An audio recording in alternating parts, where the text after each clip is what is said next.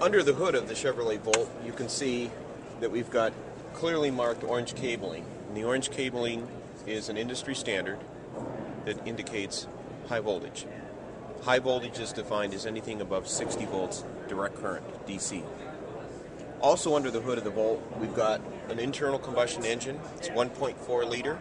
It's an engine generator, and it's fed by a 9.3 gallon fuel tank that is in the rear of the vehicle. This engine generator runs that allows the Volt to extend its range. In other words, it runs on the battery as long as it can, which is typically the 25 to 50 mile range. At the end of the battery's charge, the vehicle is not stranded. This internal combustion engine generator automatically turns on, not to drive the vehicle, not to propel the vehicle, but simply to create electricity. Delivers it to the electric motors to drive the front wheels to allow it to continue for another 300 miles. An alternator? Not an alternator, but a engine generator that creates electricity, like a generator that you would have in your house. Yeah, so like a Honda portable That's generator. right, that's right. Okay. So it runs at pretty much a constant RPM.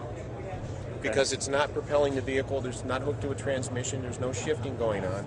It's simply on to run to create electricity. So how many electric motors are there? There's a motor generator unit that's located right down here in this box, and inside that box are two electric motors, two AC motors, that work in conjunction with each other, depending on the demand that you got and the speed that you're running. And then both of those motors deliver power to the two front wheels. Okay. Now the other unique features that you see under the hood here are labeling. We've got orange labeling to indicate high voltage. This is a high voltage component here. It's actually taking the DC current and flipping it to AC and delivering it to the electric motors. And then we've also got clear labeling. This is the first responder label, or a true battery label, where we show a diagram of a vehicle, of this vehicle, that shows where in the vehicle the high voltage battery is located, where the 12 volt battery is located, and most importantly, where the cut point for first responders is located in order to disable high voltage and the airbag system. So if there's any doubt or confusion on where to go to find the cut location, simply opening the hood, finding this label, and looking, it clearly indicates where the cut point is located. Now, is that a Chevy thing, or is that General Motors? A General Motors thing. Yep. Okay, so so any General Motors hybrid will have that under the hood. You got it. All right. Are they working towards any kind of standardization amongst all the car manufacturers? Yes. Yes, we are. We're not there yet. Kind of like where the orange cabling is, industry standard. We're trying to get to common cut points, common procedures of how to disable high voltage systems and airbags across the industry between manufacturers. Okay. Now, one of the things I know when we had you up in Traverse City, on this car, when it's on and you open the hood, the motor comes on. That's right. All right, and that's more of a safety thing to let you know that the hood is open and that this vehicle is still on. That the vehicle is electrically on, and therefore you need to go back around and turn it off before you do anything under the hood. And we're thinking about not only service personnel but homeowners that may be about to change their oil. They forgot to turn the car off. It's quiet, whether it's on or off. Yep. Forgot to do it. As soon as they release the hood latch, you don't have to open it, but just release it to the first detent. There's a switch in here that automatically activates that internal combustion engine to turn on. It starts running. You're clearly not going to be changing oil on a running engine. Reminder to go ahead and turn it off. And you very clearly can hear it. When that does pop up even that little bit, I mean, you hear this gasoline engine that runs this generator. It actually fires up. And you go, whoa, wait a minute. Because I know that we did that at Traverse to show people. Yep, we did. And then we went in, and so the switch on the console then to shut the car off. So it's possible in an accident that you actually could have the vehicle stop because they've taken their foot off the accelerator. And quiet. And we're coming around to manipulate the vehicle. And that's one of the things with that label there on this car is that it will tell you if you can't remember where those cut points are. That's right. That same thing with the fire helmet. General Motors has taken that fire helmet and they're actually putting it on stuff those are places where firefighters should go. So where we want to cut the wire in the back, and those type of things. So there's actually a lot of that. Wire in the back? Yeah, sure. Yeah, come on around back.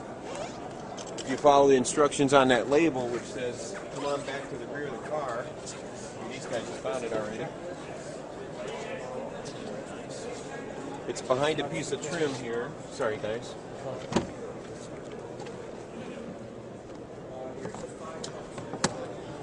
That's what it looks like when it's closed up. Just a normal, looks like a storage bin or storage container. On there, we've got a fireman's helmet and a fuse symbol embossed into this plastic. It's kind of hard to see, but nonetheless, it's on there. No tools required. That's one of the requirements that GM has. For first responders, no tools required to get to either the manual service disconnect or the disconnect or location for high voltage and airbags. Once you open this up, we have our first responder cut tape clearly identified with the fireman's helmet wrapped around the very low voltage cable.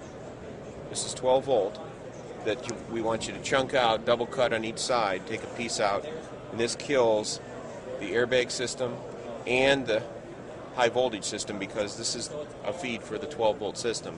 The main 12 volt cable is in this bundle here. There's other wiring in here that's feeding the rear lights and some other things, but rather than wrap this tape around here, this whole bundle is, for manufacturing purposes, is all loomed together. So we just wrap it around the entire harness. And as the diagram shows, you're going to need a cable cutter. You know, a lot of guys are carrying nippers or pliers in their pockets. That you're actually going to need a good-sized cable cutter to actually, cut this bundle of wires. Yeah. So that's going to be important. That, and I think that General Motors does a great job of showing, what that cutter looks like. Yeah. So if somebody's, down at their local mom and pa hardware store or whatever, they get the right tools. They're going to help them do the job. Yeah, and this is about 1 inch diameter harness. Now this is production. If you look at our diagram that we had created before the vehicle started production, we just simply had a couple wires running there on a pre-production vehicle, but this is really what it looks like in final production. And that's an example of the cutters right there that you're going to need. Yeah, I know that size cutter will get around it. Yes, absolutely. Yep. That'll cut a 1 inch diameter harness. Can we show underneath the hatch here where the battery actually is? I know that that's not a place where we're typically going at, but I know people are going to ask, where is that? So sure. Underneath the load floor in the back here, we've got the 12-volt battery underneath this supporting structure. You can see there's two small doors here that allow you access to the negative terminal and positive terminal. That's primarily for service. That's why we ran the cable from the 12-volt battery up the side here, because we recognized rear impacts could compromise this and it would be really difficult to get to. Plus, cargo in the back that people typically haul is another hindrance to first responders, so if we can get away from that and open up the side without any tools, it's much easier and quicker to get to.